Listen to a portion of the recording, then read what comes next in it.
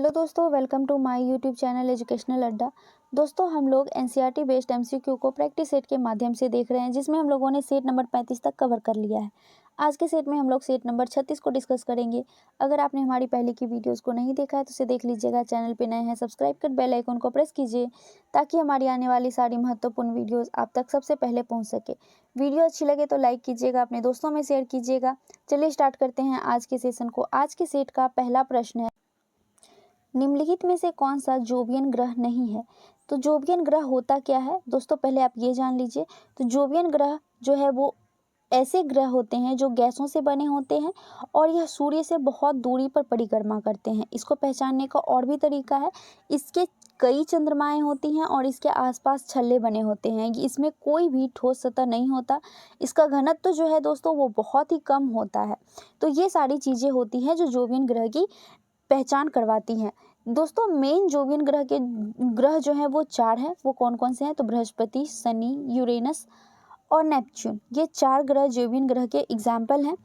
Mainly आप कह सकते हैं कि जो बाहरी ग्रह है, हमारे सौरमंडल का जो बाहरी चारों ग्रह है वो चारों जोवियन ग्रह कहलाते हैं। तो इसमें से कौन सा नहीं होगा? तो मंगल जो है वो जोवियन ग्रह का एग्जाम्पल नहीं है। बाकी बृहस्पति, यूरेनस, शनि और नेपच्यून ये चारों जोवियन ग्रह है। दोस्तों, जोवियन ग्रह को और भी किस नाम से जानते हैं अगर आपसे पूछे तो याद रखिएगा, दिग्गज करके कहते हैं जोवियन ग्रह को। जोवियन नाम रोम देवता के नाम से आया हुआ बृहस्पति से लिया गया है। तो जोवियन ग्रह के बारे में आप लोगों ने जान लिया है। तो इस सारे फैक्ट्स को आप लोग याद रखिएगा।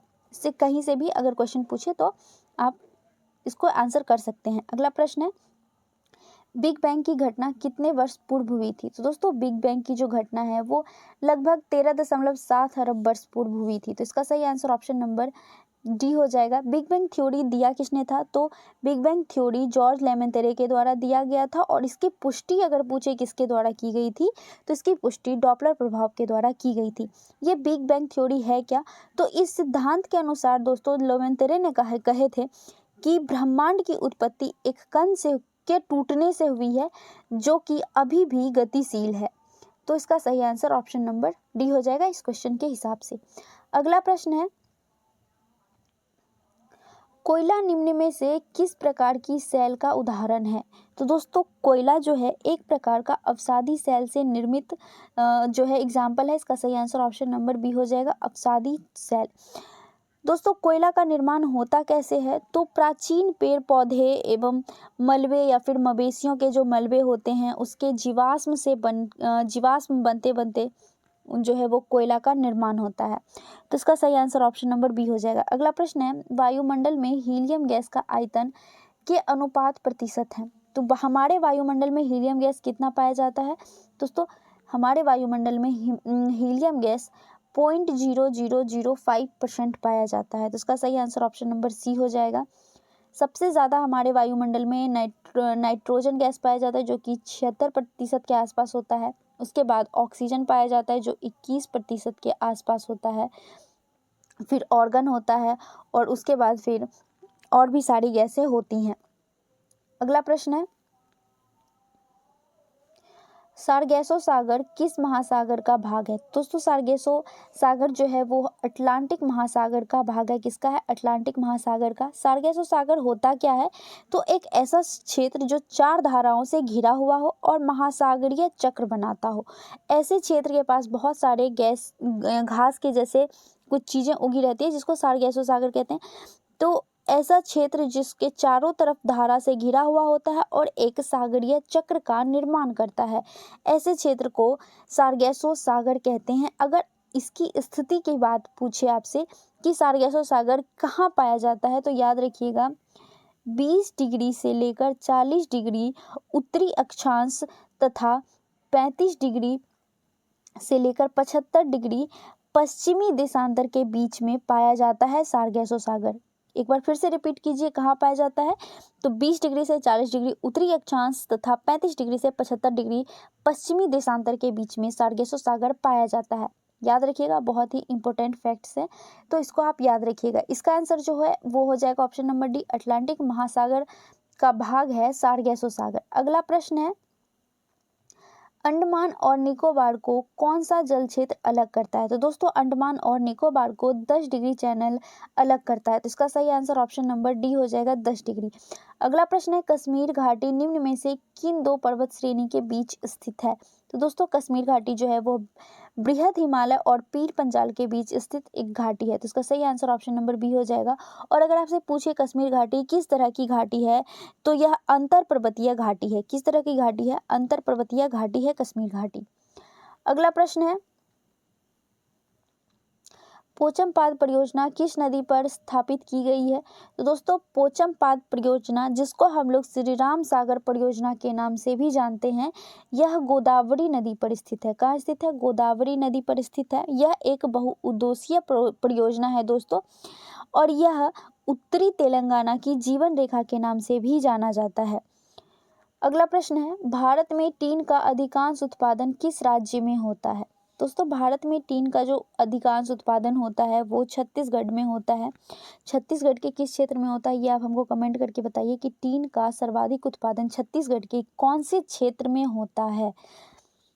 तो इस क्वेश्चन के हिसाब से छत्तीसगढ़ में टीन का सबसे अधिक उत्पादन होता है। टीन के अयस्क को क्या कहते हैं दोस्तों? तो टीन के अयस्क को कैसे राइट करके कहते हैं, याद रखिएगा, इसका अयस्क भी पूछ सकता है। तो काफ़ी इंपॉर्टेंट फैक्ट्स हैं। तो इसका सही आंसर ऑप्शन नंबर सी हो जाएगा। अगला प्रश्न है, महावीर ने अपना उपदेश किस भाषा में दिया था? तो दोस्तों महावीर ने अपना उपदेश प्राकृत भाषा में दिया था, जिसे हम लोग अर्ध मगधी करके भी जानते हैं। तो प्राकृत भाषा में महावीर स्वामी ने अपना उपदेश दिया था, और इन्होंने अपना पहला उपदेश पावापुरी में अपने 11 शिष्यों के सामने दिया था, अपने 11 शिष्यों को दिया था। तो इसका सही आंसर ऑप्शन नंबर बी हो जाएगा। पाली भाषा में कौन दिए थे? तो बुद्ध जो है वो पाली भाषा में अपना उपदेश दिए थे। अगला प्रश्न है, शुंग शासकों ने अपनी राजधानी कहाँ स्थापित की थी? तो दोस्तों शुंग शासकों ने अपनी राजधानी विदिशा में स्थापित की थी। तो इसका सही आंसर ऑप्शन नंबर बी हो जाएगा, विदिशा। दोस्तों शुंग वंश के संस्थापक कौन थे? तो पुष्यमित्र शुंग थे शुंग वंश के संस्थापक, जिसने मौर्य वंश के अवशेष पर शुंग वंश की स्थापना की थी। और कब की थी? तो 185 ईसा पूर्व में शुंग वंश की स्थापना पुष्यमित्र शुंग के द्वारा किया गया था। अगला प्रश्न है, चेदी वंश का संस्थापक कौन था? तो दोस्तों चेदी वंश का संस्थापक महामेधवाहन थे। कौन थे? महामेधवाहन, जो कि प्रथम शताब्दी ईसा पूर्व में कलिंग क्षेत्र, जो कि वर्तमान में उड़ीसा क्षेत्र को कहते हैं, वहां पर चेदी वंश की स्थापना किए थे। तो इसका सही आंसर ऑप्शन नंबर बी हो जाएगा, महामेधवाहन ने चेदी वंश की स्थापना की थी। अगला प्रश्न है, प्रथम हून आक्रमण किसके समय में हुआ था? दोस्तों प्रथम हून आक्रमण स्कंदगुप्त के समय में हुआ था, जो गुप्त वंश के 7वें शासक थे। दोस्तों हून ने कब आक्रमण किया था अगर पूछे तो याद रखिएगा, 5वीं से 6ठी शताब्दी के बीच में हून ने आक्रमण किया था, और हूनों को स्कंदगुप्त ने पराजित कर उसे जाने पर विवश कर दिया था। तो हून जो है वो पराजित हुआ था स्कंदगुप्त के द्वारा। इसका सही answer option number C Skandagupta हो जाएगा। अगला प्रश्न है, महमूद गजनवी ने सोमनाथ मंदिर पर कब आक्रमण किया था? तो दोस्तों महमूद गजनवी के द्वारा सोमनाथ मंदिर पर 1025 ईस्वी में आक्रमण किया गया था, और इन्होंने सोमनाथ मंदिर को बहुत ही बुरी तरह से लूट लिया था। तो इसका सही आंसर ऑप्शन नंबर डी हो जाएगा। अगर आपसे ये पूछे कि सोमनाथ मंदिर पर आक्रमण के समय गुजरात का शासक कौन था, तो दोस्तों गुजरात के शासक जो थे वो भीमदेव, जिसे हम लोग भीम प्रथम करके भी जानते हैं, उनका शासक था। और यह किस वंश से संबंधित थे? तो ये सोलंकी वंश से संबंधित थे। दोस्तों सोमनाथ मंदिर गुजरात के सौराष्ट्र क्षेत्र में स्थित एक भगवान शिव को समर्पित मंदिर है। तो इसका सही आंसर ऑप्शन नंबर डी हो जाएगा। 1025 ईस्वी में गजनवी के द्वारा सोमनाथ मंदिर पर आक्रमण किया गया था। अगला प्रश्न है, अजमेर में 2.5 दिन का झोपड़ा मस्जिद का निर्माण किसने करवाया था? तो दोस्तों 2.5 दिन के झोपड़ा मस्जिद का निर्माण कुतुबुद्दीन ऐबक के द्वारा करवाया गया था, और कहा जाता है कि कुतुबुद्दीन ऐबक को मोहम्मद गौरी ने आदेश दिया था इस मस्जिद का निर्माण के लिए। दोस्तों यह मस्जिद किसके अवशेष पर स्थित है अगर पूछे तो याद रखिएगा, यह संस्कृत विद्यालय और मंदिर के अवशेष पर निर्मित एक मस्जिद है, जो कि अजमेर में स्थित है। उसका सही आंसर ऑप्शन नंबर बी हो जाएगा, कुतुबुद्दीन ऐबक के द्वारा 2.5 दिन झोपड़ा का निर्माण करवाया गया था। अगला प्रश्न है, सल्तनत काल का वह शासक जिसने खम्स नामक कर से कोई हिस्सा नहीं लिया। तो खम्स था क्या, तो दोस्तों यह लूट से मिला हुआ धन को खम्स कहते थे और लूट के धन पर लगाया गया कर को खम्स नामक कर से हम लोग जानते थे, मतलब उस टाइम के लोग जानते थे। तो खम्स में से कर का हिस्सा कौन नहीं लिए थे ये पूछे हैं, तो सिकंदर लोदी ने खम्स नामक कर से कोई भी हिस्सा नहीं लिया।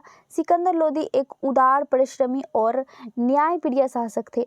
दोस्तों इन्होंने इनके समय में जो अकाल पड़ा था उसकी वजह से अनाज पर इन्होंने जकात नामक जो कर लगता था उस कर को भी समाप्त कर दिया था। तो इसका सही answer option number C Sikandar Lodi हो जाएगा। अगला प्रश्न है, सरहिंद का युद्ध कब हुआ था। तो दोस्तों सरहिंद का युद्ध 22 जून कब हुआ था, 22 जून 1555 ईस्वी में हुआ था। कब हुआ था, 22 जून 1555 ईस्वी में सरहिंद का युद्ध हुमायूं और सिकंदर शाह सूरी के बीच हुआ था, जिसमें हुमायूं की जीत हुई थी और सिकंदर शाह सूरी का पराजय हुआ था। तो इसका सही आंसर ऑप्शन नंबर डी हो जाएगा। 22 जून 1555 ईस्वी में सरहिंद का युद्ध हुआ था। अगला प्रश्न है,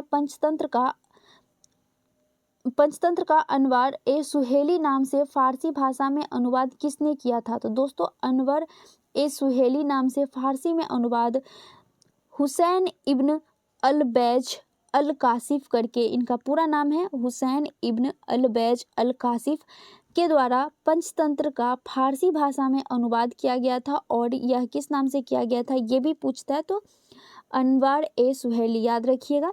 इसका सही आंसर ऑप्शन नंबर ए हो जाएगा। और मतलब किसके समकालीन थे, हुसैन इब्न अल-बैज, तो यह अकबर के समकालीन रहे थे। तो इसका सही आंसर ऑप्शन नंबर ए हो जाएगा। अगला प्रश्न है, निम्नलिखित में से किसे मुगल बादशाह द्वारा निजाम उल मुल्क की उपाधि प्रदान की गई थी। तो दोस्तों निजाम उल मुल्क की उपाधि चिनक्लिंज खान को प्रदान किया गया था। किसको किया गया था, चिनक्लिंज खान को। इसका वास्तविक नाम पूछे, चिनक्लिंज खान का वास्तविक नाम क्या है, तो इसका नाम है आसफ जहां प्रथम। ठीक है, क्या है, आसफ जहां प्रथम इनका वास्तविक नाम है। साथ ही दोस्तों जो मुगल बादशाह थे चिनक्लिंज खां को दक्कन का सूबेदार भी नियुक्त किए थे। तो इसका सही आंसर ऑप्शन नंबर बी हो जाएगा। अब ये इनको निजाम उल मुल्क की उपाधि दी किसने थी अगर पूछे, तो फर्रुखसियार के द्वारा चिनक्लिंज खान को निजाम उल मुल्क की उपाधि दी गई थी। अगला प्रश्न है, स्थायी बंदोबस्त व्यवस्था किस वर्ष लागू की गई थी। तो दोस्तों स्थायी बंदोबस्त किसके द्वारा लाया गया था, तो लॉर्ड कॉर्नवालिस के द्वारा लाया गया था। और कब लाया गया था, तो 1793 ईस्वी में लाया गया था स्थायी बंदोबस्त। तो इसका सही आंसर ऑप्शन नंबर डी हो जाएगा, 1793। अगला प्रश्न है, सार्वजनिक समाज की स्थापना किसके द्वारा की गई थी। तो दोस्तों सार्वजनिक समाज की स्थापना महादेव गोविंद रनाडे के द्वारा किया गया था। किसके द्वारा किया गया था, महादेव गोविंद रनाडे के द्वारा। और कब किया गया था, तो 2 अप्रैल 1870 ईस्वी में महादेव गोविंद रनाडे, एच चिपलूनकर और गणेश वासुदेव जोशी इन तीनों के द्वारा मिलकर सार्वजनिक सभा की स्थापना की गई थी। अगर आपको ऑप्शन में एच चिपलूनकर, गणेश वासुदेव जोशी भी रहते तो एक से अधिक इसका सही आंसर होता, जैसा कि आजकल ट्रेंड में चला है स्टेटमेंट वाला करके। तो 3 लोगों ने मिलकर सार्वजनिक सभा की स्थापना की थी। याद रखिएगा कौन कौन थे, महादेव गोविंद रनाडे, एच चिपलूनकर एवं गणेश वासुदेव जोशी। याद रखिए, यहीं पे आप लोग याद कर लीजिए तो ज़्यादा सही रहेगा। तो इसका सही आंसर ऑप्शन नंबर ए हो जाएगा। और कब स्थापना की थी, तो 1870 ईस्वी में सार्वजनिक समाज की स्थापना की गई थी। अगला प्रश्न है, मद्रास की संधि किसके बीच हुई थी। तो दोस्तों मद्रास की संधि अंग्रेज एवं हैदर अली के बीच हुई थी। तो इसका सही आंसर ऑप्शन नंबर ए हो जाएगा। अब ये मद्रास की संधि हुई क्यों थी, तो दोस्तों जो प्रथम आंग्ल मैसूर युद्ध हुआ था उसी के रिगार्डिंग ये मद्रास की संधि हुई थी और प्रथम आंग्ल मैसूर युद्ध समाप्त हुआ था। अब ये प्रथम आंग्ल मैसूर युद्ध हुआ कब था, तो 1767 ईस्वी में से लेकर 1769 ईस्वी तक चला था और 1769 ईस्वी में ही मद्रास की संधि हुई थी।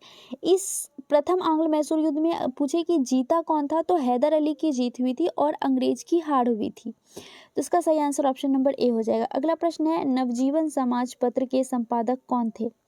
तो दोस्तों नवजीवन समाचार पत्र के संपादक महात्मा गांधी थे। कौन थे, महात्मा गांधी। इन्होंने नवजीवन समाचार पत्र की स्थापना कब की थी, तो 1919 ईस्वी में 7 सितंबर 1919 ईस्वी में महात्मा गांधी ने नवजीवन समाचार पत्र का पहला जो है वो संपादित किया था, और यह किस भाषा में था? तो गुजराती भाषा में था। दोस्तों हम लोग ये जान लेते हैं कि महात्मा गांधी के और भी जो समाचार पत्र और पत्रिका थे वो कौन कौन से थे। तो इंडियन ओपिनियन जो कि अफ्रीका में निकाला गया इनका एक पत्रिका था, वो था हरिजन, यंग इंडिया, ये सभी महात्मा गांधी का समाचार पत्र और पत्रिकाएं थी। तो इसका सही आंसर ऑप्शन नंबर सी हो जाएगा। अगला प्रश्न है, कागजी मुद्रा या कृत्रिम मुद्रा है? कागजी और कृत्रिम मुद्रा कैसी मुद्रा है दोस्तों? तो यह विशेष आहरण अधिकार वाली मुद्रा है। तो इसका सही आंसर ऑप्शन नंबर सी हो जाएगा। अगला प्रश्न है, केंद्रीय बजट में पूंजीगत प्राप्ति के अंतर्गत निम्न में से कौन शामिल नहीं होता है? तो दोस्तों कौन कौन शामिल होता है वो पहले आप जान लीजिए। केंद्रीय बजट में पूंजी प्राप्ति के लिए शामिल जो होता है वो होता है विनिवेश, स्वर्ण भंडार, बाजार ऋण, विदेशी मुद्रा, अंतिम बाजार उधारी। ये सारे चीज़ें जो हैं वो केंद्रीय बजट में पूंजी प्राप्ति के अंतर्गत आता है। कौन कौन सा आता है? विनिवेश, विदेशी मुद्रा और आंतरिक बाजार उधारी, साथ ही स्वर्ण बॉन्ड, बाजार ऋण, ये सारी चीज़ें इसके अंतर्गत आती है। जबकि विनिवेश यानी कि निवेश जो है वो केंद्रीय बजट में पूंजी प्राप्ति के अंतर्गत नहीं आती है। तो इसका सही आंसर ऑप्शन नंबर ए हो जाएगा, निवेश। अगला प्रश्न है, सिकंदर की मृत्यु के बाद भारत ने अपनी गर्दन से दास्ता का जुआ उतार फेंका, साथ ही अपने गवर्नर की हत्या कर दी। इस मुक्ति युद्ध का नायक सेंड्रोकोटस था। चंद्रगुप्त के विषय में यह किसने लिखा था? तो दोस्तों चंद्रगुप्त को सबसे पहले सेंड्रोकोटस किसने कहा था? तो यह जस्टिन के द्वारा कहा गया था, और यह कथन भी जस्टिन के द्वारा ही दिया गया था। तो इसका सही answer option number C Justin हो जाएगा। प्लूटार्क ने चंद्रगुप्त को क्या कहा था दोस्तों? तो प्लूटार्क के द्वारा इसे एंड्रोकोटस कहा गया था। सेंड्रोकोटस जस्टिन ने कहा था, एंड्रोकोटस प्लूटार्क ने कहा था, याद रखिएगा। तो इसका सही आंसर ऑप्शन नंबर सी हो जाएगा। अगला प्रश्न है, जब कोई देश अपनी मुद्रा का अवमूल्यन करता है तो इसका प्रभाव होता है। दोस्तों जब भी कोई देश अपनी मुद्रा का अवमूल्यन करता है तो इसका प्रभाव हमेशा अनुकूल ही होता है। इससे कैसे अनुकूल होता है? तो दोस्तों इसमें निर्यात सस्ता हो जाता है और आयात जो है वो महंगा हो जाता है। यानी अगर आप कोई चीज़ सामान बाहर से अपने देश में मंगवाते हैं तो निर्यात जो है वो सस्ता यानी वो सस्ता हो जाएगा, और जब आप आयात करेंगे तो वो महंगा हो जाएगा, जिससे निर्यात की मात्रा बढ़ जाती है और व्यापार संतुलन में अनुकूल प्रभाव पड़ता है। तो इसका सही आंसर 2 और 3 हो जाएगा। तो ऑप्शन नंबर सी में है, इसका सही आंसर ऑप्शन नंबर सी होगा। अगला प्रश्न है, आज़ादी के बाद से अब तक कितनी बार भारतीय रुपए का अवमूल्यन किया गया है? तो आज़ादी के बाद जो अब तक जो है दोस्तों भारत रुपये का अवमूल्यन 3 बार हुआ है। टोटल कितनी बार हुआ है? तो 3 बार हुआ है। कब कब हुआ है? पहली बार दोस्तों 20 सितंबर 1949 ईस्वी को हुआ था। दूसरी बार 1966 ईस्वी को हुआ था, 6 जून 1966 ईस्वी को, और तीसरी बार 1 जुलाई 1991 ईस्वी को हुआ था। तो ये 3 वर्ष हैं जो भारतीय रुपये का अवमूल्यन किया गया था इसमें। तो इसका सही आंसर ऑप्शन नंबर बी हो जाएगा। 3 बार अब तक में भारत के रुपए में अवमूल्यन हुआ है। अगला प्रश्न है, विदेशी मुद्रा भंडार के अंतर्गत शामिल है। विदेशी मुद्रा भंडार के अंतर्गत कौन कौन शामिल है? तो चलिए देखते हैं। पहला है विशेष आहरण अधिकार, जो कि बिल्कुल इसमें सम्मिलित है। IMF के पास रिजर्व कोष भी है, स्वर्ण भंडार भी है, और विदेशी संपत्ति, ये चारों के चारों जो है वो विदेशी मुद्रा भंडारण के अंतर्गत शामिल है। इसके अलावा कौन कौन शामिल है? तो विदेशी बैंक जमा, विदेशी ट्रेजरी बिल, विदेशी बैंक नोट और अंतर्राष्ट्रीय मुद्रा कोष, ये सारी चीज़ें जो हैं वो भी विदेशी मुद्रा भंडारण में सम्मिलित हैं। तो इसका सही आंसर ऑप्शन नंबर डी हो जाएगा। 1, 2, 3 और 4 सबके सब सही हैं। अगला प्रश्न है, भारत में ऊनी वस्त्र की पहली मिल कहाँ स्थापित की गई थी? दोस्तों भारत में ऊनी वस्त्र की पहली मिल कानपुर में स्थापित की गई थी। कहाँ पे स्थापित की गई थी? कानपुर में। और इसका नाम क्या रखा गया था? तो दोस्तों इसका नाम लाल इमली रखा गया था। क्या रखा गया था? लाल इमली। तो इसका सही आंसर ऑप्शन नंबर ए हो जाएगा। अगला प्रश्न है, संसदीय शासन प्रणाली की प्रमुख विशेषता है। संसदीय शासन प्रणाली की क्या क्या विशेषताएं हैं? तो इसका सही आंसर दोस्तों क्या हो जाएगा? चलिए देखते हैं। पहला है शक्ति का कठोर पृथक्करण, ये गलत है। कठोर पृथक्करण जो है, ये कठोर वर्ड जो है ये इसको गलत करवा दे रहा है, तो ये गलत हो जाएगा। दूसरा है दोहरी कार्य प्रणाली, जो कि बिल्कुल सही है। विधायिका एवं कार्यपालिका के मध्य सामंजस्य संबंध, ये भी सही है। तो 2 और 3 जो है वो सही हो जाएगा। इसकी और भी क्या विशेषताएं हैं? तो दोस्तों यह सामूहिक जिम्मेदारी लेता है, सरकार के प्रमुख का नेतृत्व करता है, ये सारी चीज़ें संसदीय प्रणाली में आती हैं। तो इसका सही आंसर ऑप्शन नंबर सी हो जाएगा। अगला प्रश्न है, निम्न में से कौन सा कथन मूल अधिकारों के संबंध में सही है? इसमें से कौन सा कथन है जो मूल अधिकार के संबंध में सही है? तो चलिए देखते हैं। ये असीमित नहीं है, तो बिल्कुल मूल अधिकार जो है दोस्तों यह असीमित नहीं है बल्कि यह सीमित है। साथ में यह अस्थाई नहीं है, तो ये अस्थाई नहीं है, इसमें जो है संशोधन करके इसको बदला जा सकता है, तो ये भी सही है। और तीसरा ये वाद योग है, तो बिल्कुल मूल अधिकार जो है वो सुप्रीम कोर्ट या फिर हाई कोर्ट में वाद योग्य है। तो इसका सही आंसर ऑप्शन नंबर डी हो जाएगा, यानी कि सभी के सभी जो है वो सही हैं। अगला प्रश्न है, एक अनुच्छेद जिसके बिना संविधान अर्थविहीन है, यह संविधान की आत्मा और हृदय है। वी आर अम्बेडकर, यह कथन किस अनुच्छेद से संबंधित है? वी आर अम्बेडकर जी का जो यह कथन है यह किस अनुच्छेद से संबंधित है? तो दोस्तों यह अनुच्छेद 32 से संबंधित है, जिसमें बी आर अम्बेडकर ने अनुच्छेद 32 को संविधान की आत्मा और हृदय कहा है। दोस्तों अनुच्छेद 32 है क्या? तो यह संवैधानिक उपचारों का अधिकार की गारंटी देता है। इसका सही आंसर ऑप्शन नंबर सी हो जाएगा। अगला प्रश्न है, निम्न में से कौन लोकसभा और राज्यसभा की संयुक्त बैठक बुला सकता है? तो दोस्तों लोकसभा और राज्यसभा की संयुक्त बैठक राष्ट्रपति के द्वारा बुलाया जाता है, तो इसका सही आंसर ऑप्शन नंबर बी हो जाएगा। अनुच्छेद 108 में यह निहित है कि राष्ट्रपति लोकसभा और राज्यसभा की संयुक्त बैठक बुला सकता है। इसकी अध्यक्षता कौन करता है? दोस्तों संयुक्त बैठक की अध्यक्षता लोकसभा के अध्यक्ष करते हैं, अगर अध्यक्ष अनुपस्थित हैं, अगर अध्यक्ष वहां उपस्थित नहीं है तो उस केस में लोकसभा के उपाध्यक्ष करेंगे। अगर लोकसभा के उपाध्यक्ष भी नहीं है तो राज्यसभा के सभापति जो हैं इस संयुक्त बैठक का अध्यक्षता करेंगे। तो इसका सही आंसर ऑप्शन नंबर बी हो जाएगा, राष्ट्रपति। अगला प्रश्न है, भारतीय संविधान के किस अनुच्छेद के अंतर्गत महान्यायवादी की नियुक्ति की चर्चा की गई है? तो दोस्तों हमारे देश के अटॉर्नी जनरल के बारे में किस अनुच्छेद में दिया है? तो अनुच्छेद 76 के अंदर इसके बारे में चर्चा की गई है। अनुच्छेद 76 में ये कहा गया है कि महान्यायवादी की नियुक्ति हम राष्ट्रपति के द्वारा किया जा सकता, और महान्यायवादी जो है दोस्तों वो राष्ट्रपति के प्रसाद पर्यंत होंगे, यानी जब तक राष्ट्रपति चाहेंगे तब तक वह इस पद पर बने रहेंगे। तो इसका सही आंसर ऑप्शन नंबर ए हो जाएगा। अगला प्रश्न है, भारत की संचित निधि से धन निकालने के लिए निम्न में से किसका अनुमोदन अनिवार्य है?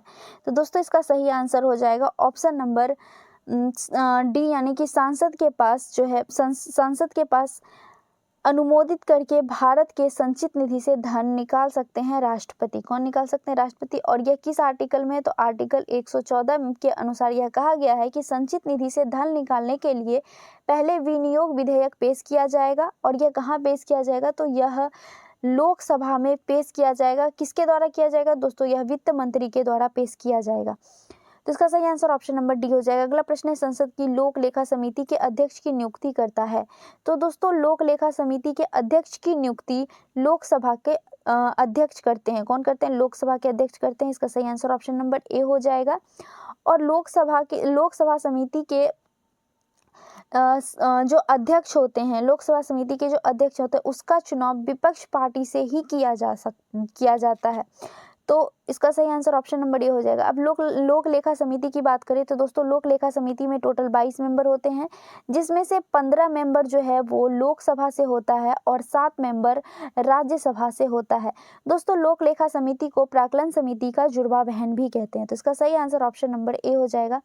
अगला प्रश्न है, निम्न में से कौन एक सदिश राशि नहीं है? इसमें से कौन सा ऐसा ऑप्शन है जो सदिश राशि नहीं है? तो वो हो जाएगा विद्युत धारा। इसका सही आंसर ऑप्शन नंबर सी विद्युत धारा हो जाएगा, जो कि सदिश राशि नहीं है। अगला प्रश्न है,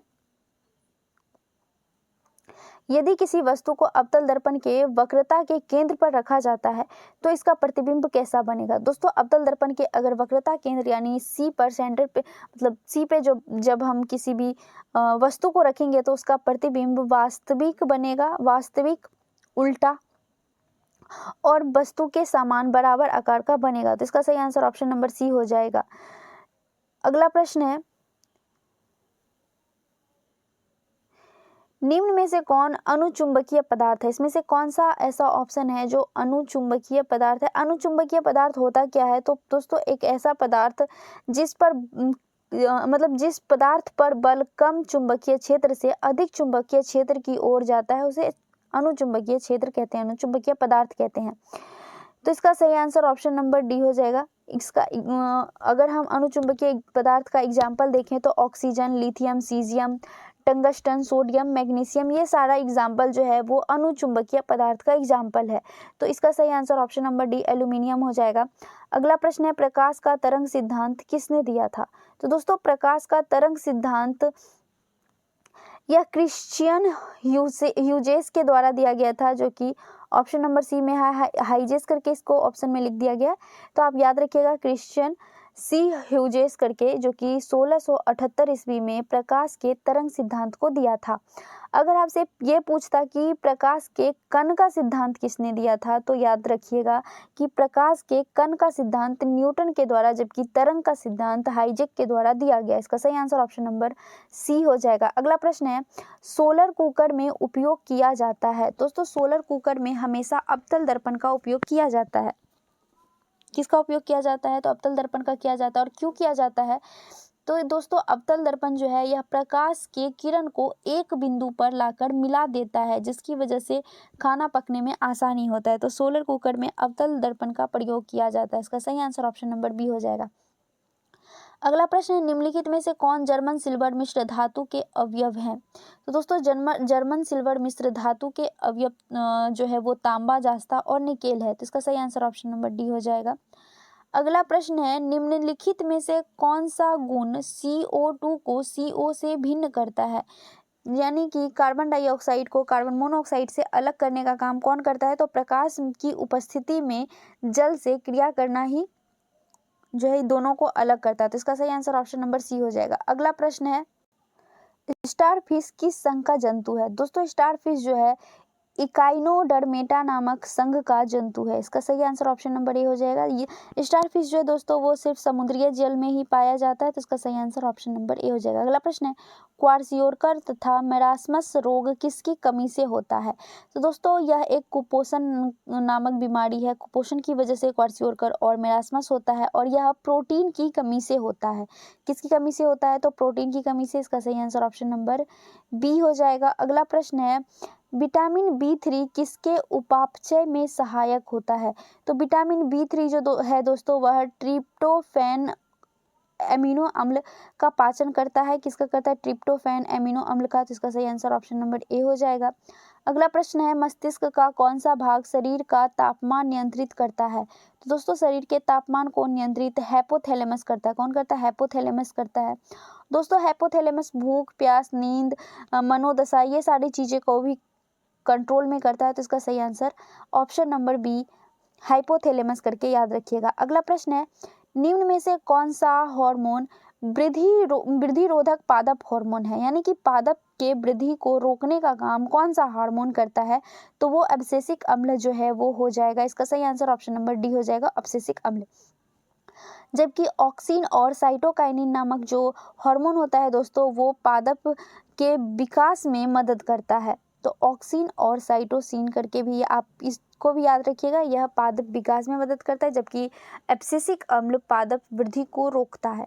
अगला प्रश्न और आज के सेशन का लास्ट प्रश्न है, प्रोटीन का पाचन शरीर के किस अंग से आरंभ होता है। दोस्तों प्रोटीन का पाचन शरीर के अमाशय में प्रारंभ होता है। तो इसका सही आंसर ऑप्शन नंबर सी हो जाएगा। अमाशय के अंदर पाचन रस पेप्सिन और हाइड्रोक्लोरिक एसिड से मिलकर बनता है। तो इसका सही आंसर ऑप्शन नंबर सी हो जाएगा। वीडियो कैसा लगा कमेंट में ज़रूर बताइएगा।